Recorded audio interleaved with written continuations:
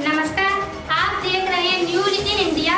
News in India में आपका स्वागत है। मैं हूं आपके साथ सरफरोज। आइए नजर डालते हैं आज की कुछ खास खबरों पर। हाईकोर्ट ने पंचायत चुनावों को लेकर आरक्षण प्रक्रिया पर रोक लगा दी है। इसमें सरकार सोमवार को अपना जवाब दाखिल करेगी। कोर्ट का कहना है कि 2015 के आरक्षण प्रक्रिया का पालन नहीं किया गया। पंचायत चुनाव के मद्देनजर जिला पंचायत अध्यक्ष, सदस्य, ब्लॉक प्रमुख, क्षेत्र पंचायत सदस्य और ग्राम प्रधान के लिए आरक्षण सूची जारी की जा चुकी है। इसके मद्देनजर आपत्तियां भी मांगी गईं। आपत्तियों का निस्तारण अंतिम चरण में है। इस दौरान अजय कुमार बनाम राज्य सरकार की याचिका की सुनवाई करते हुए हाईकोर्ट ने आरक्षण प्रक्रिया को फिलहाल रोकने का आदेश दिया है। इस संबंध में अपर मुख्य सचिव मनोज कुमार सिंह ने प्रदेश के सभी जिलाधिकारियों को पत्र भेजकर आरक्षण सूची को अंतिम रूप न देने के लिए कहा है। वहीं सपा के राष्ट्रीय महासचिव प्रोफेसर रामगोपाल यादव ने कहा कि जब कोई याचिकाकर्ता कोर्ट में अपनी याचिका दाखिल करता है तो कोर्ट उस पर सुनवाई करता है, क्योंकि कोर्ट एक तरफा फैसला नहीं कर सकता। ऐसा है, जब कोई कोर्ट में जाता है, रिट करता है, तो न्यायालय अगर इस योग्य समझता है कि वो याचिका विचारणी है तो सरकार से जब एक तरफा फैसला कर नहीं सकता, क्योंकि उसने सिर्फ ये कहा है कोर्ट में कि जब तक न्यायालय ये फैसला न कर दे कि आरक्षण ठीक है या आरक्षण में ये संशोधन होना चाहिए या परिसीमन में ऐसा होना चाहिए, तब तक गवर्नमेंट आगे कोई कदम नहीं उठाएगी। और आपने देखा कि कल रिट हुई, एक दिन का टाइम दिया कोर्ट ने, 15 तारीख को दूसरी तारीख। इससे लगता ये है कि गवर्नमेंट का जो जवाब आज हो जाएगा, कल दाखिल हो जाएगा 15 को, सोमवार को, और 17 से पहले इसको डिस्पोज ऑफ कर ही देगा कोर्ट। मुझे नहीं लगता कि कोई परिवर्तन। मुरादाबाद की घटना को लेकर जब पत्रकारों ने उनसे पूछा कि फिरोजाबाद में स्वामी प्रसाद मौर्य ने कहा है कि मुरादाबाद की घटना सपा की गुंडई की जीती जागती मिसाल है, तो प्रोफेसर रामगोपाल यादव ने कहा कि जो कहते हैं उनकी मानसिकता ही गंदी है। जो कहते हैं उनकी तो मानसिकता गंदी है। किसी को Z+ कैटेगरी की सिक्योरिटी मिली हुई, वो सेंट्रल गवर्नमेंट की फोर्स है, वो समाजवादी पार्टी की फोर्स नहीं है। उसको जो इंस्ट्रक्शंस होते हैं उसके हिसाब से काम करें। मुझे Y+ कैटेगरी की सिक्योरिटी मिली हुई थी, मैंने अपनी वापस कर दी CIA से। अगर मैं अपने घर से सड़क पार करके अकेला खान मार्केट में चला जाऊं तो DIG की चिट्ठी चली आती थी कि आप कैसे चले गए बिना सिक्योरिटी लिए हुए। इसमें तो कोई अखिलेश कुछ कर सकते हैं ना समाजवादी पार्टी। कानून व्यवस्था को लेकर जब उनसे सवाल पूछा गया तो उन्होंने कहा कि प्रदेश का मुख्यमंत्री दिल्ली में अपने पोस्टर लगवा रहा है, बंगाल में चुनाव कर रहा है। ऐसा लगता है कि आने वाले समय में यही प्रधानमंत्री बनेगा। ममता बनर्जी के सवाल पर प्रोफेसर ने कहा कि भाजपा को दूसरों की चोट तो नौटंकी नजर आती है, लेकिन जनता इसका जवाब जरूर देगी। नाम की कोई प्रदेश में कोई चीज ही नहीं। हमारा मुख्यमंत्री दिल्ली में अपने बैनर लगवा रहा है जैसे वो आने वाला प्रधानमंत्री हो। कलकत्ता में भाषण कर रहा है और गोरखपुर में महिलाओं के हत्याएं हो रही हैं, बलात्कार हो रहा है। ममता बनर्जी को जो चोट लगी है, बीजेपी कह रही है ये नाटक है उनका। बीजेपी तो अपनी बात जो 100% नौटंकीकार है उसको सही मानते हैं और सबको नाटक समझते हैं। जनता बंगाल की इनको सबक सिखा देगी। अब ये बातें उन्होंने जसराना तहसील के गांव नसूपुर संजेती में चौधरी बलराम सिंह यादव की मूर्ति अनावरण के दौरान कही। राजस्थान के जोधपुर में शनिवार सुबह पर्यटक बस और एक ट्रक की भिड़ंत हो गई। इस भीषण सड़क हादसे में 2 महिलाओं समेत 5 यात्रियों की मौत हो गई और 6 बच्चों समेत 1 दर्जन से ज्यादा लोग घायल हो गए। बस में दिल्ली से आए पर्यटक सवार थे। सभी पर्यटक जैसलमेर से घूमकर वापस लौट रहे थे। आपको बता दें कि सुबह गाड़ना गांव के पास उनकी बस एक ट्रॉले से जा भिड़ी। हादसे में घायल सभी लोगों को अस्पताल में भर्ती कराया गया है। पुलिस ने बताया कि दिल्ली से ये पर्यटक मिनी बस से जैसलमेर जा रहे थे। शनिवार सुबह बस फलौदी के बाप थाना इलाके के नेशनल हाईवे 11 पर गाड़ना गांव के पास एक ट्रॉले से जा टकराई। टक्कर इतनी भयंकर थी कि मिनी बस के परकच्चे उड़ गए। बस में सवार सभी लोग अंदर ही फंस गए।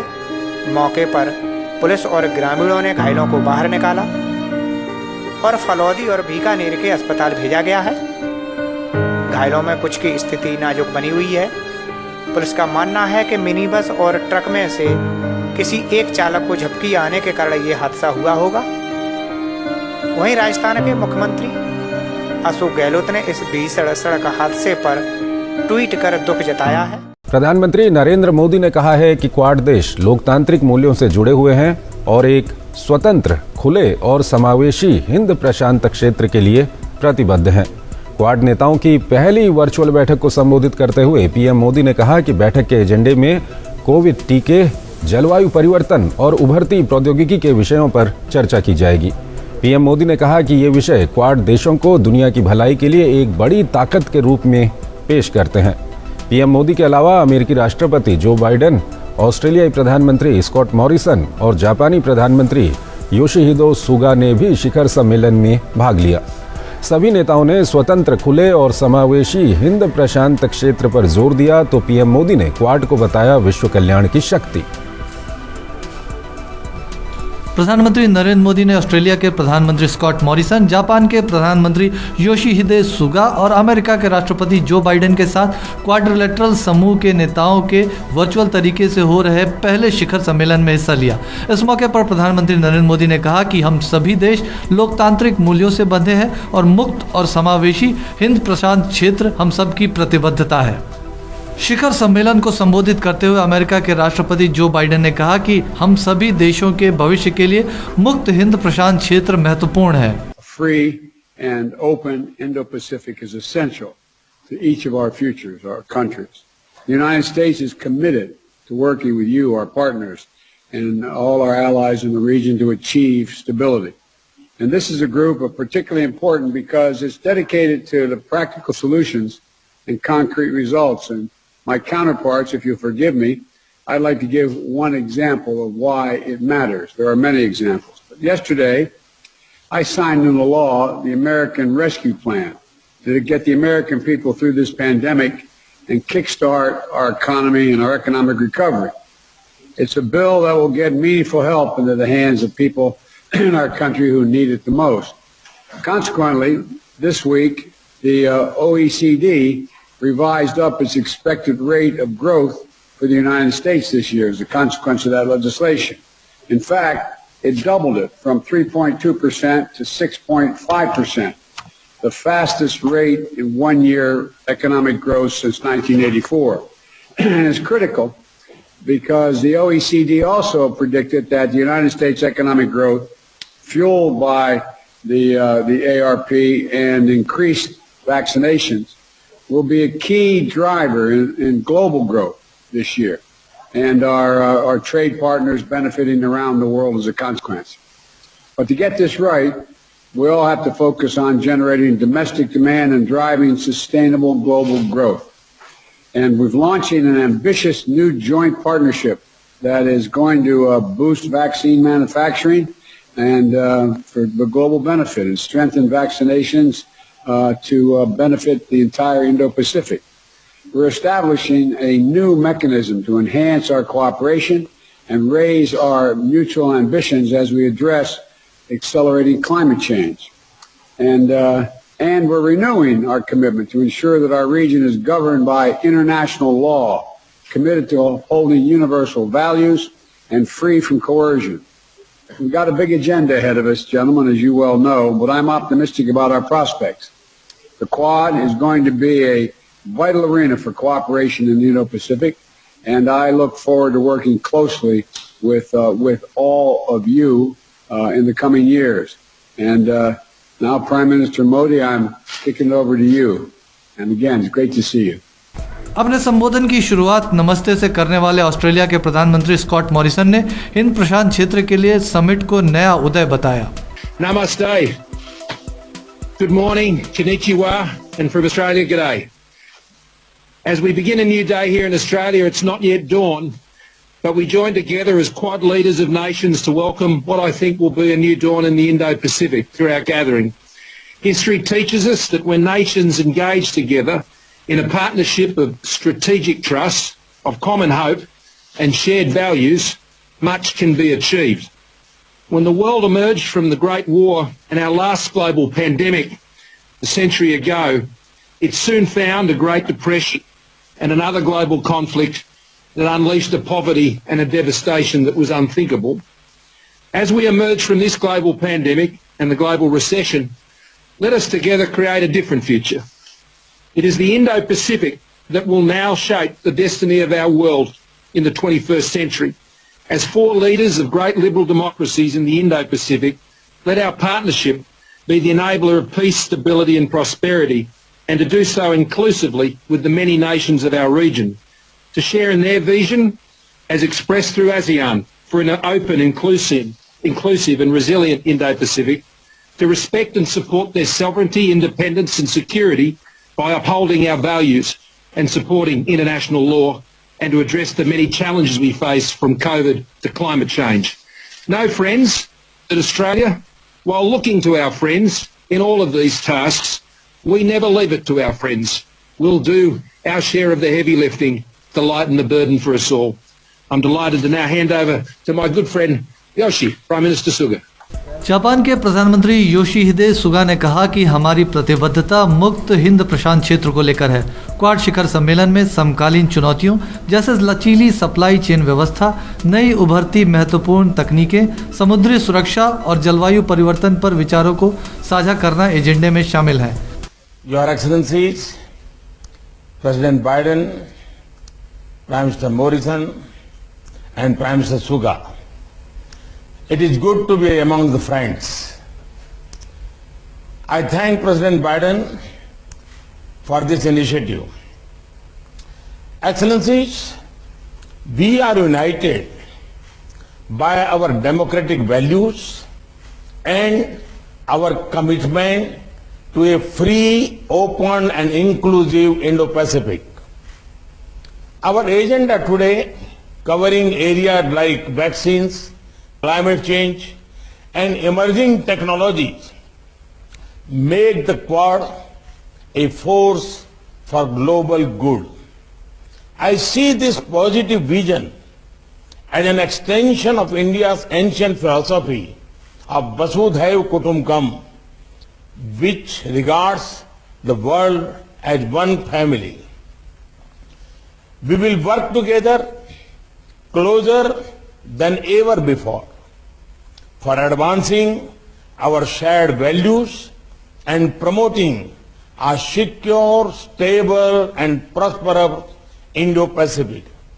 Today's summit meeting shows that Quad has come of age.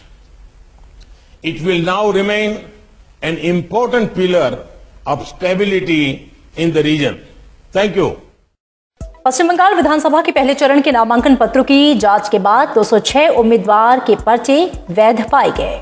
मुख्य चुनाव अधिकारी के मुताबिक पहले चरण की 30 सीटों के लिए कुल 222 उम्मीदवारों ने नामांकन पत्र दाखिल किए हैं। इनमें से 16 अवैध पाए गए। पहले चरण के तहत 27 मार्च को वोट डाले जाएंगे। चुनाव आयोग के मुताबिक बाघमुंडी सीट से बीजेपी उम्मीदवार शंकर कुमार का नामांकन पत्र निरस्त हो गया है। वहीं जौयपुर विधानसभा क्षेत्र से तृणमूल कांग्रेस के उम्मीदवार उज्जवल कुमार का नामांकन पत्र भी निरस्त हो गया है। लेकिन कोलकाता हाईकोर्ट ने चुनाव आयोग के फैसले को अस्वीकार करते हुए उज्जवल कुमार की तरफ से प्रस्तुत किए गए नामांकन पत्रों के आधार पर उन्हें चुनाव लड़ने की अनुमति दे दी। असम विधानसभा चुनाव के पहले चरण में 47 सीटों के लिए 284 उम्मीदवारों के नामांकन पत्र वैध पाए गए। मुख्य निर्वाचन अधिकारी ने इस बारे में जानकारी दी है। 27 मार्च को होने वाले पहले चरण के मतदान के लिए नामांकन पत्र दाखिल करने की आखिरी तारीख 9 मार्च थी। असम विधानसभा की 126 सीटों के लिए 3 चरणों में मतदान होगा। दूसरे चरण में 39 सीटों के लिए 1 अप्रैल और तीसरे चरण में 40 सीटों के लिए 6 अप्रैल को मतदान होगा। तमिलनाडु विधानसभा चुनाव के लिए टीटीवी दिनाकरण की अगुवाई वाले अम्मा मक्कल मुन्नेत्र कंगड़म ने आज अपने 50 उम्मीदवारों की दूसरी सूची जारी की। टीटीवी दिनाकरण इस बार दक्षिण विरुधुनगर जिले की शिवकाशी सीट से चुनाव लड़ेंगे। दिनकरण तमिलनाडु की पूर्व मुख्यमंत्री जयललिता की करीबी रही और AIADMK से निष्कासित VK शशिकला के भतीजे और AMMK संस्थापक और RK नगर से विधायक हैं। AMMK ने कल अपने 15 उम्मीदवारों की पहली सूची जारी की थी। आपको बता दें कि AMMK ने विधानसभा चुनाव के लिए अपने साथ एक और सहयोगी दल को भी जोड़ लिया है। पार्टी ने SDPI यानी कि social democratic party of India के साथ गठबंधन किया है। समझौते के तहत SDPI को 6 सीटें दी गई हैं। इससे पहले AMMK असदुद्दीन ओवैसी की पार्टी AIMIM के साथ गठबंधन कर चुकी है। AIMIM को 3 सीटें दी गई हैं। तमिलनाडु की सभी 234 विधानसभा सीटों पर एक ही चरण में 6 अप्रैल को वोट डाले जाएंगे, जिसके नतीजे 2 मई को सामने आएंगे। जैसे जैसे विधानसभा चुनाव की तारीखें नजदीक आ रही हैं, राजनेताओं के एक दल से दूसरे दल में जाने का सिलसिला भी तेज हो रहा है। तमिलनाडु में विधानसभा चुनाव से पहले AIADMK के एक विधायक ने आज पार्टी का साथ छोड़ दिया है। सत्तूर विधानसभा क्षेत्र से AIADMK विधायक राज वर्मन ने आज TTV दिनाकरन की पार्टी AMMK का दामन थाम लिया। राज वर्मन टिकट नहीं मिलने की वजह से AIADMK से नाराज चल रहे थे। उत्तर प्रदेश के गाजियाबाद जिले में एक युवक द्वारा बच्चे की पिटाई का मामला सामने आया है। आरोप है कि मंदिर में पानी पीने के कारण एक युवक ने बच्चे की बेरहमी से पिटाई कर दी।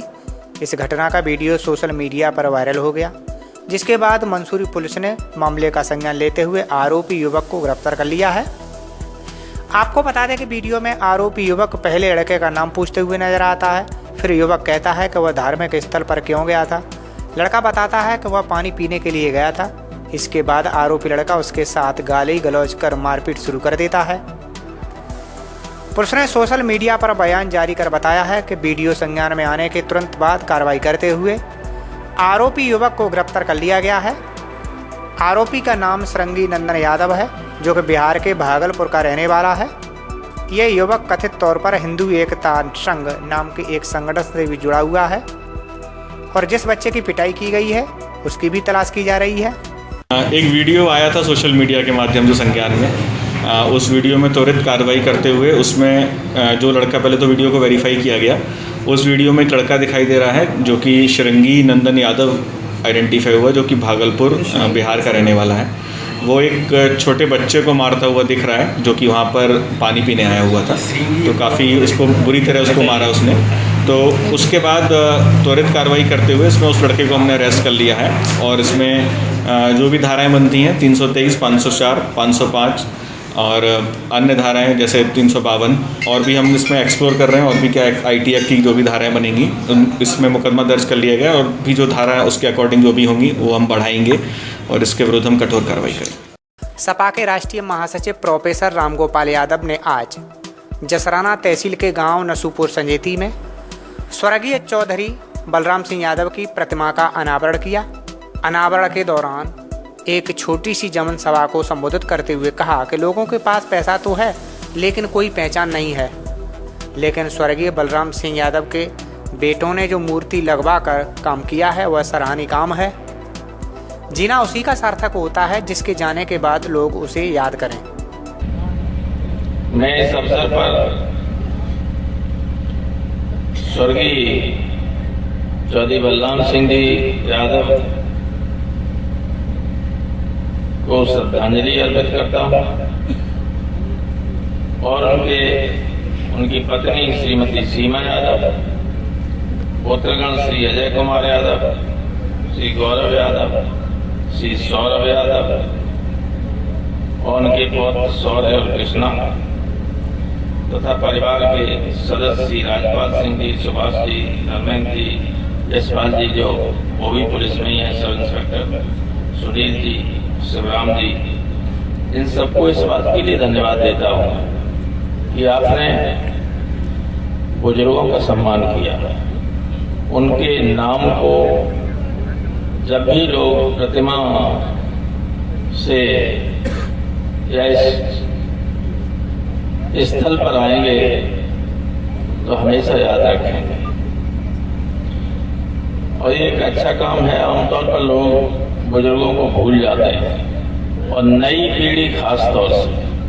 लेकिन मैं तो इन बच्चों को धन्यवाद देना चाहता हूँ कि उन्होंने अपने पिता को, अपने स्वर्गीय पिता को, उनकी स्मृति को याद रखने के लिए ये काम किया। और जो लोग उपस्थित हैं यहाँ, वो भी और हमारे जैसे लोग भी, जिन्होंने देखा तो होगा बलराम सिंह जी को, भेंट भी हुई होगी कभी न कभी, लेकिन इस कार्यक्रम के माध्यम से उनको याद रखने का, अपनी स्मृति में बनाए रखने का अवसर प्रदान किया। दुनिया में आते हैं और जो आते हैं वो तो चले जाते ही हैं, लेकिन जिनको याद रखा जाता है उनकी संख्या कम होती है। जीवन उन्हीं का सार्थक है, सफल है। बड़े बड़े राजा महाराजा हुए, आज के युग में बड़े बड़े संपन्न लोग हैं, इतने पैसे वाले हैं कि जो आसपास के सारे इलाके वो खरीद लें। अडानी, अंबानी और ये सब पैसा इकट्ठा करते चले जा रहे हैं। सरकार सारे देश के पैसे संपत्ति को बेचकर उन्हीं के हवाले एक तरीके से करती जा रही है। कार्यक्रम के दौरान उन्होंने भाजपा का नाम लिए बिना ही हमला बोला। कहा कि जिन लोगों के हाथों में आज सत्ता की चाबी है, वह देश को निजी हाथों में बेच रहे हैं। रेलवे, BSNL, हवाई अड्डे, यहाँ तक बैंकों को भी निजी हाथों में देने की तैयारी है। लोगों का खुद का पैसा है, लेकिन बैंकों से निकाल नहीं सकते। तरह तरह की पाबंदियां लगाई जा रही हैं। पीएम मोदी पर कटाक्ष करते हुए कहा कि जिस स्टेडियम का नाम सरदार वल्लभ भाई पटेल स्पोर्ट स्टेडियम था, आज उसका नाम बदलकर नरेंद्र मोदी स्टेडियम कर दिया है। देश के हवाई अड्डे और विदेशों में 300 लोन हैं, उन्हें बेचा जा रहा है। पहले बैंकों को एक दूसरे में मर्ज कर रहे थे, लेकिन अब समाचार पत्रों के माध्यम से पता चला है कि अब बैंकें बेची जा रही हैं। देश का गरीब ऐसे लोगों का नाम याद नहीं रखेगा। सारे हवाई अड्डे बेच दिए और इतने दाम में हवाई अड्डों की और एयर इंडिया की बोली लगने वाली है, और लोग कहते हैं कि टाटा खरीदेंगे इसे। अकेले दिल्ली में हवाई अड्डे के पास जितनी प्रॉपर्टी है, जितनी जमीन है, उसकी कीमत में पूरे देश के हवाई अड्डे और विदेशों में 300 लॉन्च हैं। मैंने वाशिंगटन में, न्यूयॉर्क में, न्यूजीलैंड में, हवाना में, क्यूबा में, इन अपने हमारे जो लॉन्च हैं उनको देखा, जिनकी किसी कीमत करोड़, 2 करोड़ तो छोड़िए, 300-400 करोड़ से कम की नहीं। ऐसे 300 लॉन्च, इन सबको बेच देंगे और आप देख लेना जब बोली निकलेगी तो कितने की होगी। केवल दिल्ली की जितनी संपत्ति है उस पे भी बोली नहीं लगेगी और बेच देंगे। ONGC सबसे बड़ा नवरत्न कंपनी थी जो तेल निकालती है समुद्र से या समुद्र के किनारे से भी, बॉम्बे हाई में ONGC, उसको बेच रहे हैं, बेच ही दिया लगभग। BPCL बेच रहे हैं, बैंकें बेच रहे हैं। अब तो संकट ये है, किसी बैंक में आपका पैसा जमा है तो ये ठिकाना नहीं कि पता नहीं किस प्राइवेट हाथ में चली जाए और आपका पैसा मिले या न मिले। लोगों को चिंता इस बात की है कि हम अपना पैसा कैसे सुरक्षित है। मैं तो आदमी जानता था बैंक में पैसा सुरक्षित है, अब बैंकें बिक रही हैं, बैंकें एक दूसरे मिलाई जा रहे हैं। आपने पैसा जमा किया मान लीजिए सेंट्रल बैंक में, पता चला कि वो स्टेट बैंक में मर्ज हो गई। पहले तो मर्ज कर रहे थे, अब बेच भी रहे हैं। अभी आया था समाचार पत्रों में, बहुत ही कॉन्फिडेंशियल से, विश्वसनीय खबरों से, कि अब बैंकें बेच भी रहे हैं निजी हाथ में। तो जो लोग ये काम कर रहे हैं तो पैसा तो हो जाएगा उनके पास में, लेकिन देश के जो गरीब लोग हैं और सब गरीब हो ही गए हैं। 90% से ज्यादा गरीब आदमी देश में आजकल, वो कभी ऐसे लोगों का नाम अच्छी तरीके से याद नहीं रखेंगे। याद रखें, याद करेंगे भी तो गालियां देते हुए याद करेंगे, अच्छी तरीके से नहीं कर सकते। अभी आपने पढ़ा भी होगा कि मैच हो रहा था हिंदुस्तान का और ऑस्ट्रेलिया का है। अहमदाबाद में एक बहुत बड़ा स्टेडियम बना है, दुनिया बताते हैं कि दुनिया का सबसे बड़ा स्टेडियम है। उसका नाम था सरदार पटेल स्टेडियम। राष्ट्रपति वहां गए थे, तब तो उद्घाटन करने जा रहे थे सरदार पटेल स्टेडियम का। तो पहुंचे, पता चला कि उसका नाम हो गया नरेंद्र मोदी स्टेडियम। और ये हो गया कोई बात नहीं, देश के प्रधानमंत्री, जनता ने प्रधानमंत्री 2 बार बना चुके। लेकिन जो क्रिकेट खेलते हैं वे जानते हैं कि जब खिलाड़ी बॉलर बॉलिंग करता है किसी एंड से, किसी एक किनारे से, एक छोर से, तो उसको किसी नाम से कहते हैं। जैसे हमारे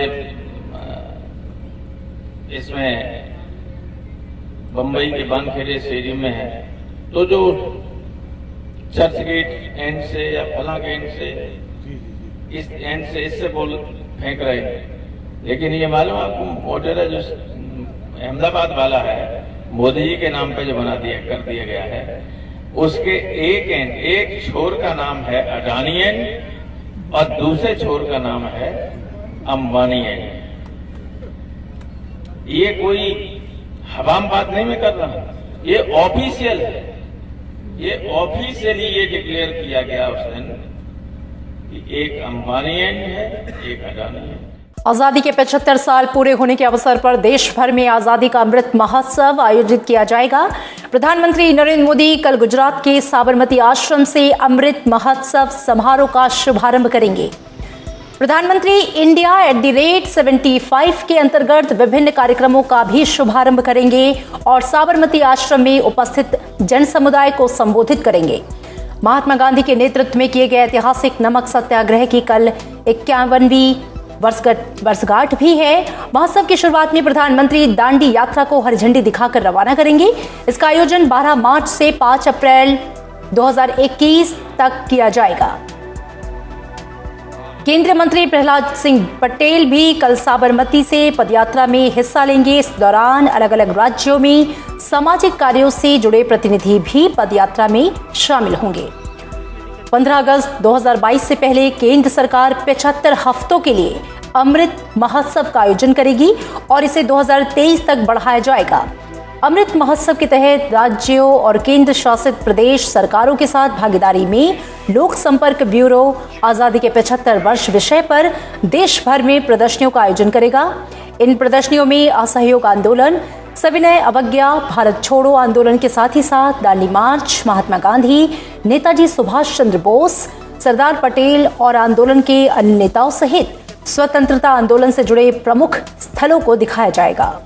साथियों, ये भी हम सभी का सौभाग्य है, आजाद भारत के 75 साल और नेताजी सुभाष चंद्र बोस की जन्म जयंती के 125 वर्ष हम साथ साथ मना रहे हैं। ये संगम सिर्फ तिथियों का ही नहीं, बल्कि अतीत और भविष्य के भारत के विजन का भी अद्भुत मेल है। नेताजी सुभाष चंद्र बोस ने कहा था कि भारत की आजादी की लड़ाई सिर्फ ब्रिटिश साम्राज्यवाद के विरुद्ध नहीं है, बल्कि वैश्विक साम्राज्यवाद के विरुद्ध है। नेताजी ने भारत की आजादी को पूरी मानवता के लिए जरूरी बताया था। समय के साथ नेताजी की ये बात सही सिद्ध हुई।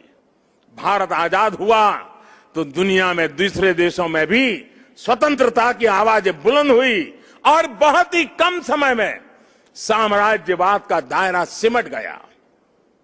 और साथियों, आज भी भारत की उपलब्धियां आज सिर्फ हमारी अपनी नहीं है, बल्कि ये पूरी दुनिया को रोशनी दिखाने वाली है, पूरी मानवता को उम्मीद जगाने वाली है।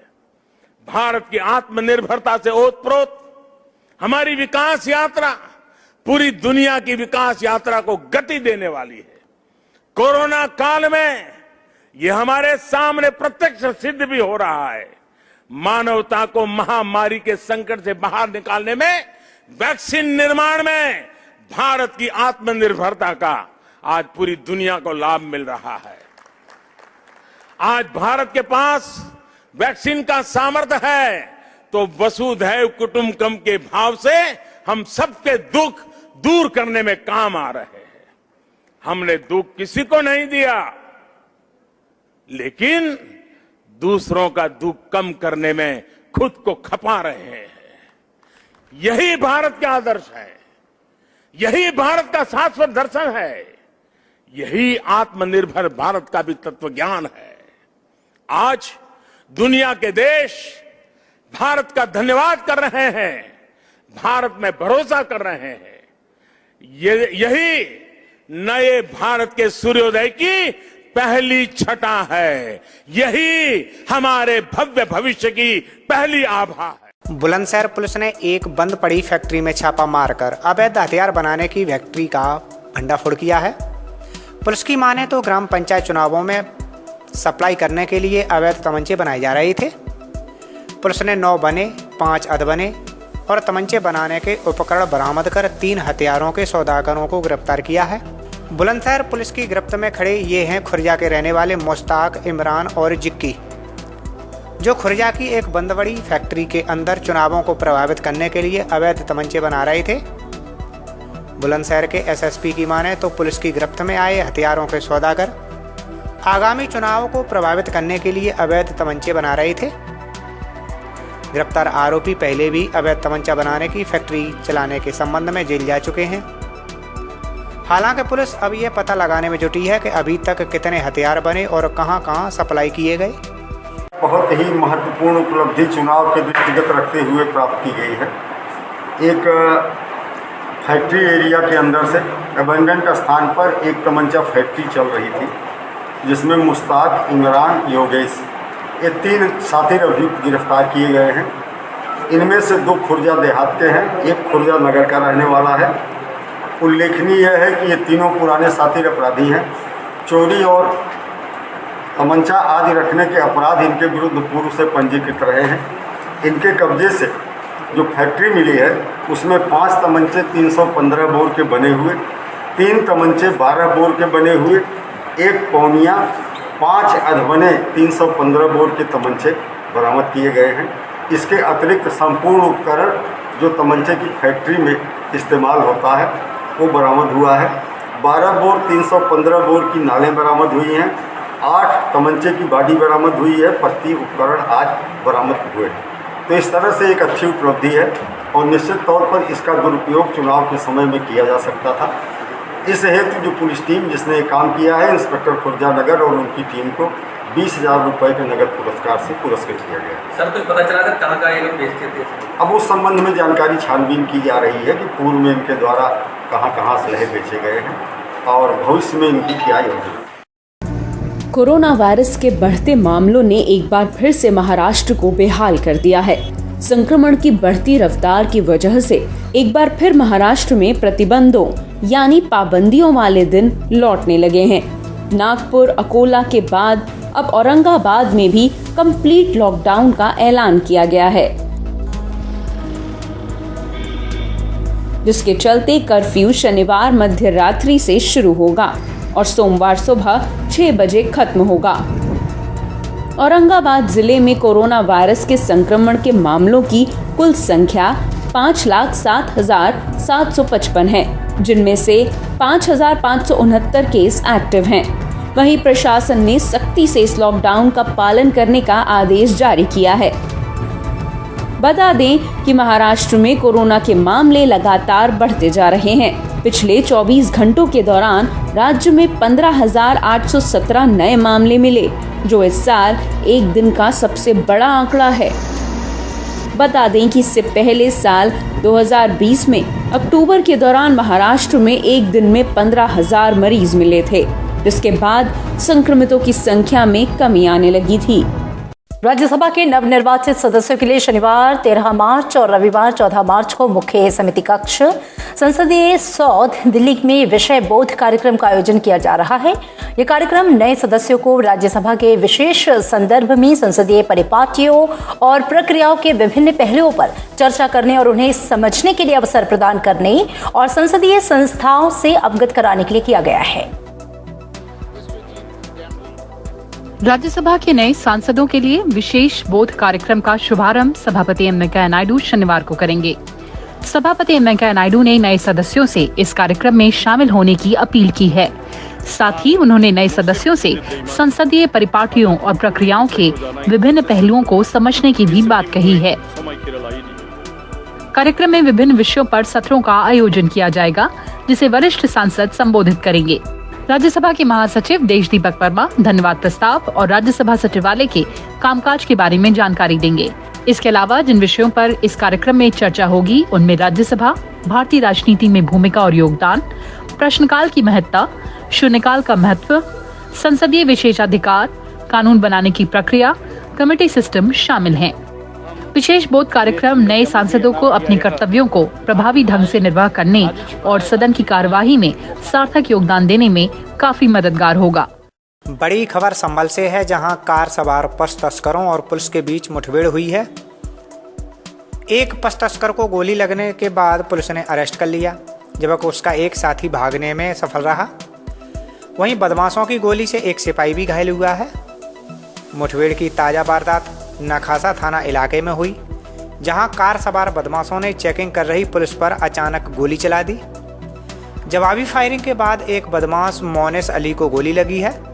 पुलिस ने उसे घायला अवस्था में अरेस्ट कर एक कार और तमंचा भी बरामद कर लिया है। वहीं दोनों घायलों को हॉस्पिटल में भर्ती कराया गया है। नखासा क्षेत्र में आज एसओजी की टीम और नखासा पुलिस के द्वारा एक पुलिस मुठभेड़ हुई है। इसमें एक मोहम्मद मोनिस इनाम का अपराधी है, जो पहले से गौ तस्कर और गैंगस्टर के मुकदमों में वांछित रहा है, अभी जेल से छूट कर आया है। इसको जब यहाँ चेकिंग के दौरान एक होंडा सिटी गाड़ी से ये लोग जा रहे थे, जब चेकिंग के दौरान इनको रोका गया तो ये पुलिस की टीम के ऊपर फायर करते हुए भागे। जवाबी फायरिंग में इनमें से एक के पैर में चोट लगी है, एक के पैर में गोली लगी है और दूसरा एक फरार हो गया अंधेरे का फ़ायदा उठाते हुए। इनके अन्य मुकदमों की जानकारी की जा रही है। इसमें हमारा एक सिपाही भी घायल हुआ है। घायलों को उपचार के लिए मेडिकल हॉस्पिटल के लिए भेज दिया गया है। वो आसपास टीमें लगाकर सर्च किया जा रहा है, जो एक फरार अपराधी है उसके लिए, और बाकी वैधानिक कार्रवाई की जा रही है। बिहार के सुपौल जिले में एक ही परिवार के 5 लोगों के शव फांसी के फंदे पर लटके मिले। माता पिता और 3 बच्चों की एक साथ आत्महत्या से इलाके के लोग सकते में हैं। आशंका जताई जा रही है कि आर्थिक तंगी से परेशान चल रहे परिवार ने आत्महत्या कर ली है। हालांकि पुलिस हर एंगल पर जांच कर रही है। आपको बता दें कि मृतकों में मिश्री लाल शाह, उनकी पत्नी रेणु देवी, उनकी 2 नाबालिग बेटी और एक बेटा शामिल है। पुलिस प्रथम दृष्टया इसे सामूहिक आत्महत्या का मामला मानकर चल रही है। हालांकि अब तक कारणों का पता नहीं चल पाया है। पुलिस अभी तक कुछ भी कहने से बच रही है। पुलिस के मुताबिक घटना खुदकुशी की है या कुछ और, ये जांच और फॉरेंसिक रिपोर्ट आने के बाद ही कुछ कहा जा सकता है। अब देख लीजिए, पूरी तरीके से बिहार में बेरोजगारी है, महंगाई चरम सीमा पर है, रोजगार की कोई व्यवस्था नहीं है, सरकार की कोई रुचि नहीं है। सरकार को बस अपना काम, अपनी कुर्सी बचाने का है। जनता के दुख दर्द को या उसके समस्या के समाधान को निपटाना नहीं, बल्कि अपनी ही कुर्सी को बचाने का रह गया। घटना के बारे में जो जानकारी निकलकर सामने आ रही है, उसके अनुसार परिवार आर्थिक तंगी से गुजर रहा था। ग्रामीणों ने बताया कि पिछले शनिवार तक इस परिवार के लोगों को देखा गया था, लेकिन उसके बाद से लोगों ने घर के किसी भी सदस्य को नहीं देखा।